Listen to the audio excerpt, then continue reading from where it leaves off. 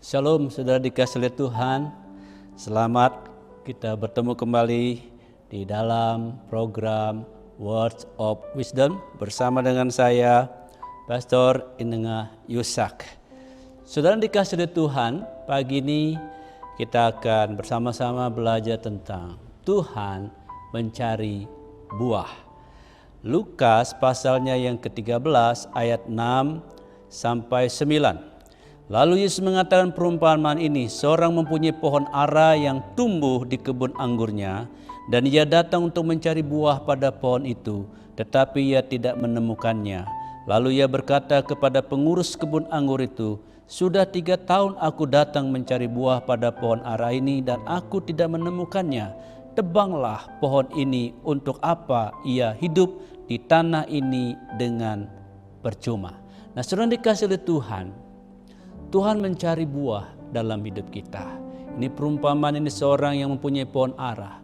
Sudah sekian lama pohon ara ini hidup, sudah dirawat dan sebagainya, tetapi tidak menghasilkan buah. Lalu yang punya pohon itu, pohon ara itu menjadi kecewa. Nah, sudah dikasih oleh Tuhan, sama juga dengan kehidupan kita. Tuhan mencari buah dalam kehidupan kita.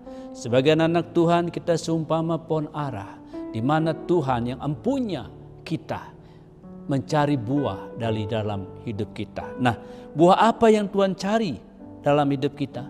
Yang pertama adalah buah pertobatan. Matius 3:8 berkata, jadi hasilkanlah buah yang sesuai dengan pertobatan.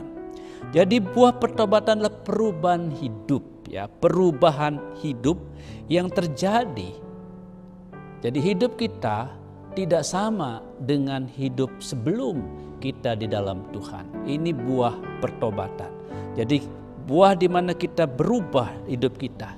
Dan kalau kita berubah, maka orang di sekitar kita pun bisa berubah. Seperti yang terjadi dalam kehidupan Zakius. Ketika dia berubah, maka orang-orang di sekitarnya pun diubahkan melalui kehidupan. Dan yang kedua adalah buah roh. Saudara, iman yang kuat menghasilkan buah roh. Dikatakan di dalam Galatia 5:22-23, tetapi buah roh ialah kasih, sukacita, damai sejahtera, kesabaran, kemurahan, kebaikan, kesetiaan, kelemah lembutan, penguasaan diri. Tidak ada hukum yang menentang hal itu. Nah, saudara, Tuhan juga mencari buah roh. Buah roh itu adalah karakter hidup kita. Karakter kita sebagai anak Tuhan harus menunjukkan hidup seperti karakter Kristus. Inilah buah roh, yaitu kita memiliki hidup seperti karakter Kristus. Kemudian yang ketiga adalah buah Injil. Artinya buah Injil adalah kita menghasilkan buah-buah jiwa-jiwa.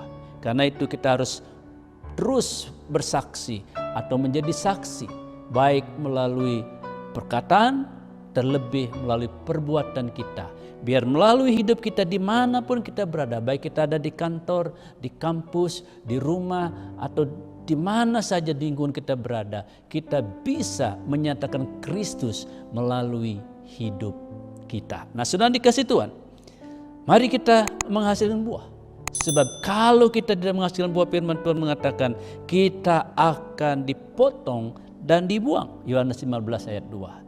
Tapi bersyukur kepada Tuhan, sampai saat ini Tuhan menunggu kita berbuah. Sebab ada orang-orang yang berkata seperti ini, Tuhan izinkanlah aku merawat, menyiram dulu pohon ini. Kalau tahun depan masih tidak berbuah, silakan Tuhan potong. Artinya apa?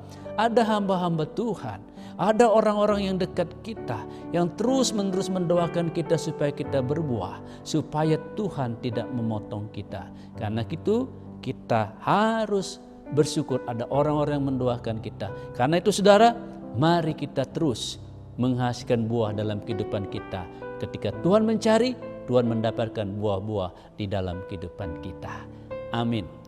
Mari kita berdoa. Terima kasih Tuhan untuk kebenaran firman-Mu pada pagi hari ini. Tuhan mencari orang-orang yang menghasilkan buah. Biarlah kami menghasilkan buah dalam kehidupan kami Tuhan, sehingga kami terus menjadi berkat bagi banyak orang. Berkati anak-anak-Mu telah mendengar firman-Mu pagi ini, biarlah apa yang mereka kerjakan hari ini Tuhan memberkati sehingga mereka selalu berhasil. Dalam nama Tuhan Yesus Kristus, haleluya, amin. Bagi saudara yang ingin sharing atau perlu doa, silakan saudara melihat nomor yang ada di bawah ini.